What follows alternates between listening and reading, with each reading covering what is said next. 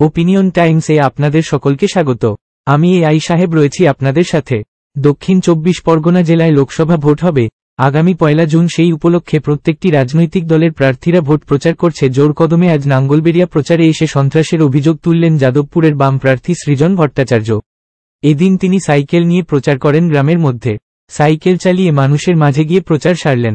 মূলত লক্ষ্মীর ভান্ডার তারা এলে দ্বিগুণ করবেন এমনটাও আশ্বাস দিচ্ছেন গ্রামের মানুষের কাছে। তিনি আরও বলেন, তৃণমূল কংগ্রেস সরকারে আছে, তারা আমাদের টাকা নিচ্ছেন, একটা অংশ আমাদের দিচ্ছে আর একটা অংশ খাটের তলায় ফ্ল্যাটের তলায় ঢুকে পড়ছে।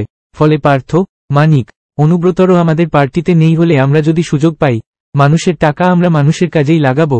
আজ যে মানুষ 1000 টাকা পাচ্ছে, আমরা ক্ষমতায় এলে তারা 2000 টাকা পেতেই পারে। জিনিসপত্রের দাম কমানোর লড়াই জোরদার হবে। 100 দিনের কাজ 200 দিন কাজের দাবি জোরদার হবে। যে 15 লাখ টাকাটা দিয়েছিল ওইটাই আমরা শেষ করে উঠতে পারিনি, আর নতুন করে ওদের 3000 টাকার গল্প ভাবতে বারণ করে।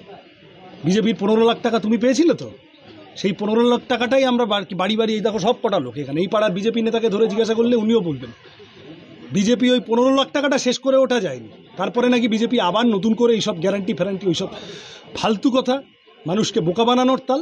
কিন্তু আমাদের ক্ষেত্রে সেই অভিযোগ খাটে না। আমরা বলছি আমাদের সময়, বুদ্ধবাবুর সময় বিধবা ভাতা, বার্ধক্য ভাতা, বাচ্চা মেয়েদের সাইকেল দেওয়া, 2 টাকা কেজি দরে চাল সব ছিল।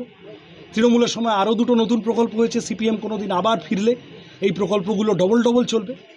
কারণ মাঝের আমাদের এই জব কার্ডের টাকা বলো কি অন্যান্য টাকা বলো, তোলাবাজি দুর্নীতি করার লোক তো আমাদের পার্টিতে নেই। পার্থ, মানিক, অনুব্রত নেই যে মাঝখান থেকে টাকা মেরে নিজের ফ্ল্যাটের তলায় খাটের তলায় ঢুকিয়ে দেবে।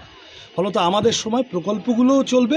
আমরা দায়িত্ব পেলে, আমি যদি সাংসদ হই, বাছবিচার করে কাউকে দিচ্ছে কাউকে দিচ্ছে না, সমস্ত মানুষকে নিয়ে গিয়ে যাতে সরকারি প্রকল্প তারা সুবিধা পান তার বন্দোবস্ত করাবো। অ্যালং উইথ দ্যাট চাকরির লড়াই, জিনিসের দাম কমানোর লড়াই ইত্যাদি চলবে। এখন এই পর্যন্ত। নজর রাখুন, সঙ্গে থাকুন ওপিনিয়ন টাইমস। ওপিনিয়ন টাইমসে আপনাদের সকলকে স্বাগত। পশ্চিমবঙ্গে এই প্রথম বাংলা নিউজ পোর্টাল। আমি এআই দিয়াসিনী, আর আমার সাথে আছে আমি এআই আদিত্য। রাজনীতির ডান থেকে বামের সব খবর আমার সাথে। আমি এআই ঐশানী। খেলা থেকে বিনোদন, সঙ্গে থাকবে সেলিব্রিটিদের কুটকাচালির খবর। আমি এআই সিদ্ধার্থ।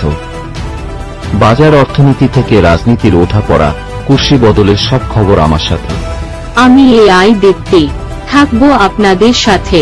সত্যের উদ্ঘাটন, নিরপেক্ষ বিশ্লেষণ, সঠিক খবর প্রদান। সঙ্গে থাকুন, দেখতে থাকুন ওপিনিয়ন টাইমস।